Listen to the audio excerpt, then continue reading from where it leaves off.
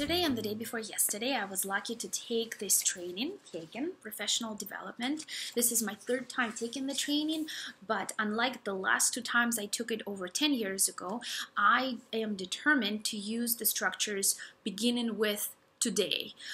So if you haven't taken the training yet, if you haven't heard of it yet, I strongly recommend for any content area teachers, for any diversity of needs that you might be working with in your group of students. Honestly, this is one of the trainings that actually shaped me as a teacher. I think once I moved to United States, I was very lucky to be able to take advantage of trainings like that. And since, unlike 10 years ago, I've been trying to go really minimalistic in terms of lesson preparation time, resources, the usage of paper, and so on, and instead make the most functional and practical use of what's available to me, I decided to go ahead and use what I have been using in the classroom, which is this book, practice book, grammar book with my language learners.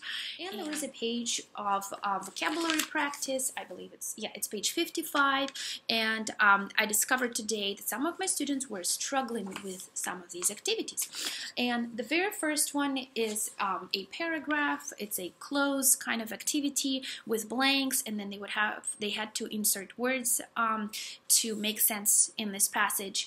So tomorrow what we will do, we will use a round table consensus structure in which I will provide students with all of these vocabulary words on individual cards, and I will also write down on a big sheet of paper this text with blanks.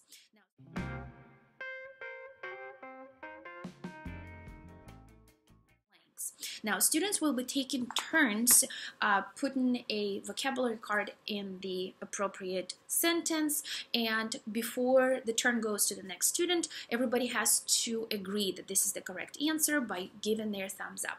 If they don't agree, then there has to be a little discussion, and if still at the end of the discussion there's no consensus, the card will be placed aside until it becomes more clear which card should go in the sentence.